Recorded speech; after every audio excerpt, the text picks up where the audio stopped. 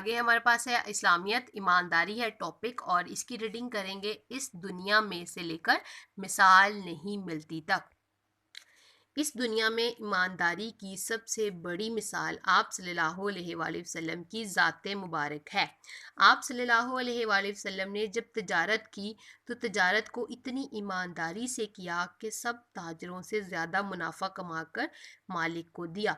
अल्लाह ताला के पैगाम को अल्लाह ताला की मखलूक तक उन्हें उन्हीं अल्फाज में पहुंचाया और ईमानदारी का ऐसा नमूना दिया कि अबू जहल जो इस्लाम का बदतरीन दुश्मन था वो भी इस बात का इकरार करता था कि ए मोहम्मद सल्लल्लाहु अलैहि वसल्लम, मुझे आपके दीन पर तो यकीन नहीं, लेकिन ये बात वाज़िह है कि आप सल्लल्लाहु अलैहि वसल्लम सादिक व अमीन हैं और सच्चे और ईमानदार।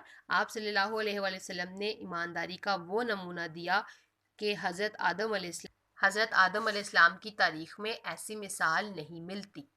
ठीक है बच्चे, आज के पैराग्राफ में जो है वो हमें ईमानदारी के बारे में बताया गया है कि हज़रत मोहम्मद सल्लल्लाहु अलैहि वसल्लम की ईमानदारी की मिसाल जो है वो दुनिया में कहीं पे भी नहीं मिलती। कि हज़रत पाक सल्लल्लाहु अलैहि वसल्लम ने जब भी कोई काम किया है वो पूरी ईमानदारी के साथ किया, हत्ता कि जो अल्लाह ताला के पैगाम थे अपनी मखलूक के लिए वो भी उन्हीं अल्फाज में पहुँचाए जिस तरीके से अल्लाह ताला पहुँचाना चाहते थे।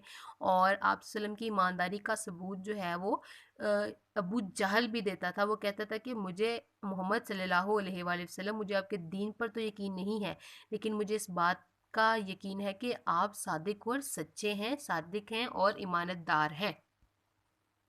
अबू जहल आप सल्लल्लाहु अलैहि वसल्लम की किस बात का इकरार करता था?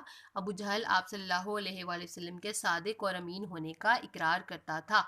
रसूल अकरम सल्लल्लाहु अलैहि वसल्लम ने अपनी ईमानदारी की वजह से सब ताजरों से ज़्यादा नफ़ा कमाया। सही, अबू जहल इस बात का इनकार करता था कि आप सादिक व अमीन हैं? जी नहीं, वो इस बात का इकरार करता था। आप सल्लल्लाहु अलैहि वसल्लम ने ईमानदारी का वो नमूना पेश किया जिसकी मिसाल डैश की तारीख में नहीं मिलती, जिसकी मिसाल आप हज़रत आदम अलैहिस्सलाम की तारीख में नहीं मिलती।